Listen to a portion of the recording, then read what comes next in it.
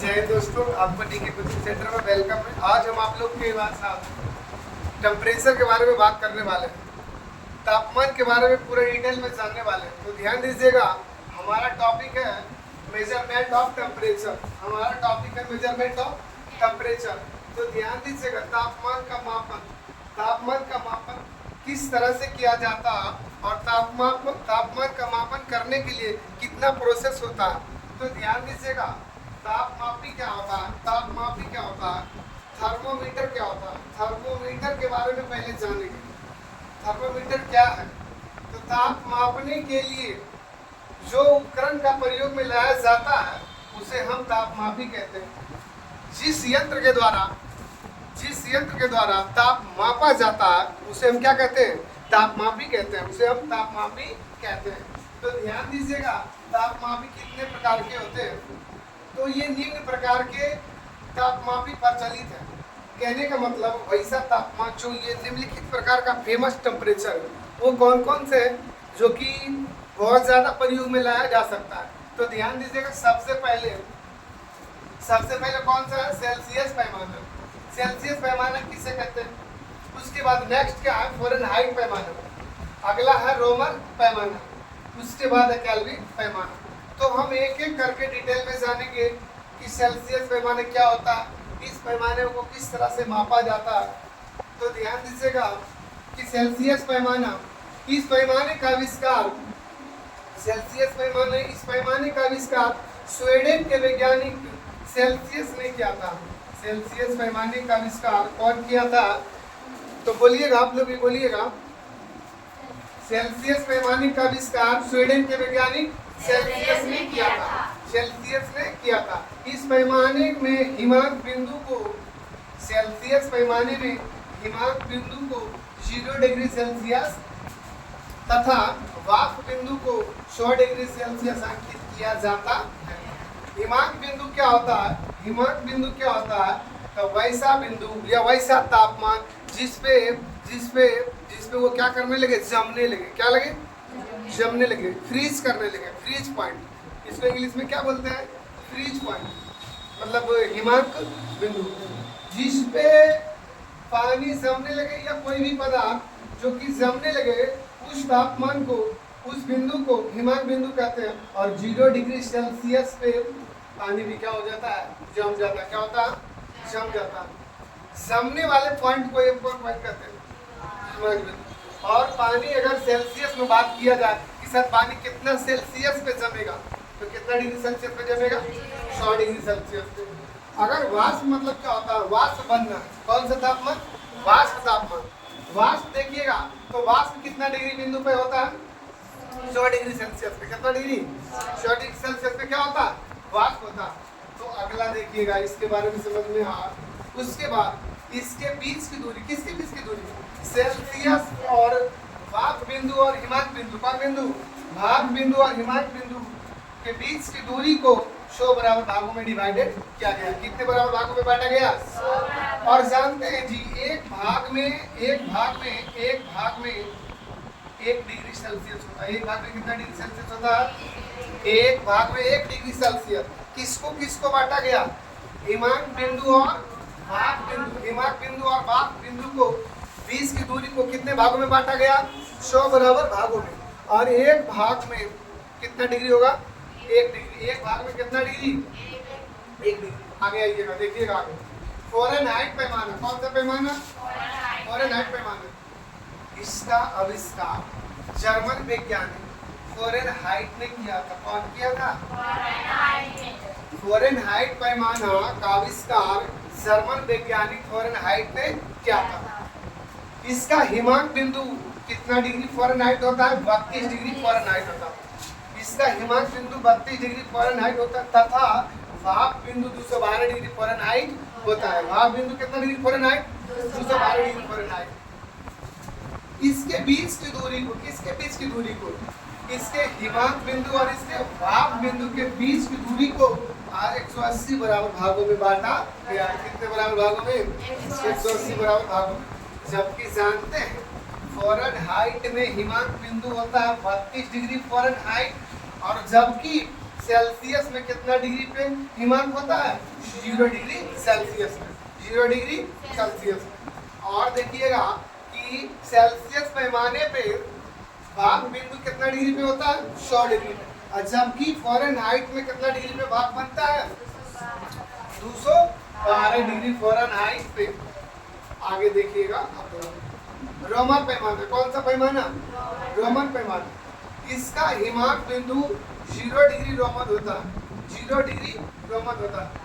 हिमांक बिंदु जानते करते हिमांक बिंदु क्या होता है? जिसमें क्या हो जम जाए। तो हिमांक बिंदु रोमन में कितना होता है? 0 डिग्री रोमन, 0 डिग्री रोमन। तथा भाग बिंदु कितना होता है? 80 डिग्री रोमन, 80 डिग्री रोमन। इसके बीच की दूरी को कितने बराबर भागों में बांटा गया? 80 बराबर भागों में बांटा गया। कितने बराबर भागों में बांटा गया? 80 बराबर भागों में बांटा गया। अगला देखिए कौन सा बिंदु है? केल्विन पैमाना। कौन सा पैमाना? केल्विन पैमाना क्या होता है? केल्विन पैमाना, इसके हिमांक बिंदु 273 केल्विन तथा भाग बिंदु कितना होता है? 373 केल्विन है। इसके बीच की दूरी को 100 बराबर भागों में बांटा जाता है। केल्विन पैमाने देखें, केल्विन पैमाने पर हिमांक बिंदु कितना होता है? 273 तथा भाग बिंदु कितना होता है? इसके बीच की दूरी को कितने बराबर भागों में बांटा गया? 100 बराबर भागों में बांटा गया। अगला देखिए परम शून्य तापमान। कौन सा शून्य तापमान? Absolute zero, absolute zero. ये क्या होता है? ये क्या होता है? परम शून्य तापमान क्या होता है जानते हैं? परम शून्य तापमान हम उसे कहेंगे वैसा तापमान जिससे कम तापमान हो ही नहीं सकता। सबसे कम तापमान कौन सा तापमान कहते हैं? परम शून्य तापमान। मतलब उससे नीचे तापमान का कोई कैटेगरी नहीं होता। उस प्रकार के तापमान को हम क्या कहते हैं? परम शून्य तापमान। तो ध्यान दीजिएगा, इसको देखते हैं सिद्धांत रूप से, मतलब किसके? परम सिद्धांत से, परम शून्य सिद्धांत से। सिद्धांत रूप से अधिकतम ताप की कोई सीमा नहीं होती है। मैक्सिमम ताप बहुत सारा हो सकता है, मैक्सिमम तापमान बहुत अधिक हो सकता है, लेकिन न्यूनतम का कहीं ना कहीं सीमा होती है। तो ध्यान दीजिएगा कि सिद्धांत रूप से परम शून्य सिद्धांत के, कौन सिद्धांत? सिद्धांत रूप से अधिकतम ताप की कोई सीमा नहीं होती है, बट परंतु निम्न ताप की सीमा है। निम्न ताप की सीमा है कितना? -273.15 डिग्री सेल्सियस। सबसे कम यही है, -273.15 डिग्री सेल्सियस से कम नहीं हो सकता है। इसके परम शून्य ताप, इसे क्या कहते हैं? इसे परम शून्य ताप कहते हैं। मतलब इतना से तापमान डिग्री सेल्सियस से कम नहीं हो सकता, और इस तापमान को हम क्या कहते हैं जी? परम शून्य ताप। कौन ताप? परम शून्य ताप। मतलब -273.15 डिग्री सेल्सियस से तापमान कम नहीं हो सकता है, और इस तापमान को हम क्या कहते हैं? परम शून्य ताप, परम शून्य ताप। ध्यान दीजिएगा परम शून्य तापमान में क्या क्या हो सकता है? 0 डिग्री केल्विन भी क्या कहलाएगा? या तो 0 डिग्री केल्विन या तो 273.15 डिग्री सेल्सियस एवं 273.16 केल्विन बराबर 0 डिग्री सेल्सियस। ये जो भी तापमान दिया गया है, ये जो भी तापमान दिया गया है, सभी को हम क्या कह सकते हैं? परम शून्य तापमान। आप सेल्सियस में रहेगा तो उसे कहेंगे 273.1 डिग्री सेल्सियस। अब बट यही केल्विन में रहेगा तो इसको कहेंगे 273.16 केल्विन।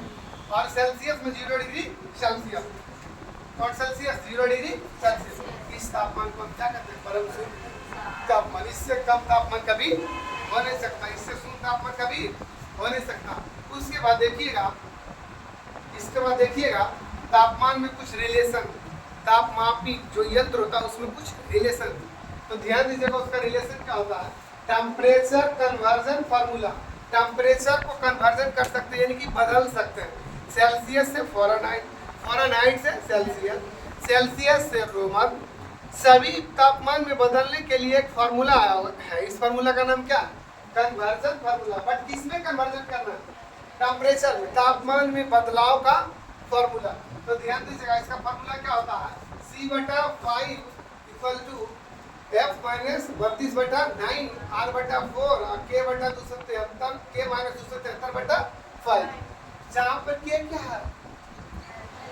K तापमान है ना, और आर ह्यूमर में क्या है, ह्यूमर में मापा जाता है, के से केल्विन में मापा जाता है, और एफ से फ़ारेनहाइट में मापा जाता है, और सी से सेल्सियस में मापा जाता है। इससे हम कन्वर्ट कर सकते हैं, इससे हम कन्वर्ट कर सकते हैं ह्यूमर से फ़ारेनहाइट में या फ़ारेनहाइट से केल्विन में। कोई भी तापमान दिया गया है फ़ारेनहाइट में तो उसे किसी में बदल सकते हैं, ये चारों में से बदल सकते हैं, या तो फ़ारेनहाइट में है तो सेल्सियस, और सेल्सियस में है तो फ़ारेनहाइट में।